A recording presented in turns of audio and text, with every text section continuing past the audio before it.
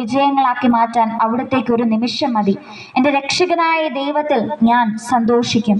കാരണം കർത്താവായ ദൈവമാണ് എൻ്റെ ബലം.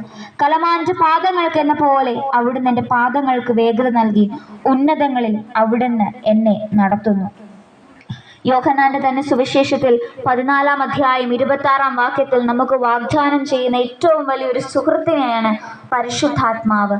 ഇപ്പോഴും നമ്മോടൊപ്പം ആയിരിക്കുന്ന, നമുക്ക് ഊഹിക്കാൻ കഴിയുന്നതിലപ്പുറവും നമ്മെ സഹായിക്കുന്ന സഹായകനായ പരിശുദ്ധാത്മാവിനെ നമുക്ക് അവിടുന്ന് വാഗ്ദാനം ചെയ്യുകയാണ്. അവിടുത്തെ വചനം ശ്രവിച്ചാൽ നമ്മെ രക്ഷിക്കുന്ന ദൈവം, അവിടുത്തെ നാമം ഉരുവിട്ടാൽ നമ്മെ കൈവിടാത്ത ദൈവം. കാരണം അവിടുത്തെ അറിഞ്ഞ ഒരുവനെ, അവിടുത്തെ ശ്രവിച്ച ഒരുവനെ കൈവിടാൻ അവിടത്തേക്ക് കഴിയുകയില്ല. കാരണം അത്രമേൽ പ്രിയപ്പെട്ടവരാണ് നാം. അത്രമേൽ നമ്മെ സ്നേഹിക്കുന്ന ഒരപ്പനാണ് ദൈവം, അല്ലെങ്കിൽ ഈശോ. കാരണം അത്രയേറെ ഈശോയുടെ സ്നേഹത്തിൻ്റെ പ്രത്യേകത അതാണ്. എല്ലാവരെയും അവിടുന്ന് ഒരുപോലെയാണ് സ്നേഹിക്കുന്നത്. പക്ഷെ എനിക്ക് തോന്നും ഈശോ എന്നെയാണ് ഏറ്റവും കൂടുതൽ സ്നേഹിക്കുന്നത്, അല്ലെങ്കിൽ വേറൊരാൾക്ക് തോന്നും ഈശോ ഏറ്റവും കൂടുതൽ അവരെയാണ് സ്നേഹിക്കുക. അങ്ങനെ ഓരോരുത്തർക്കും വിശിഷ്ടമായ, പക്ഷെ എല്ലാവരെയും ഒരുപോലെ സ്നേഹിക്കുന്ന ഒരു ദൈവം.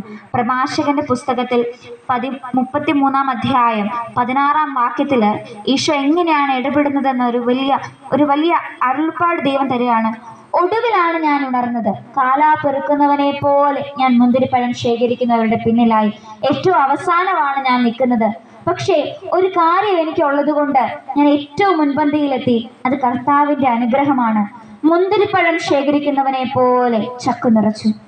എന്തും സാധ്യമായ ദൈവം.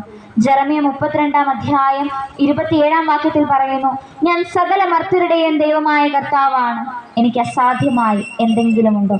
1 പത്രോസ് 5-ാം അധ്യായം 6-ാം വാക്യത്തിൽ പറയുന്നു, നിങ്ങളുടെ ഉത്കണ്ഠകളെല്ലാം അവിടുത്തെ ഏൽപ്പിക്കുവിൻ, അവിടുന്ന് നിങ്ങളുടെ കാര്യത്തിൽ ശ്രദ്ധാലുവാണ്.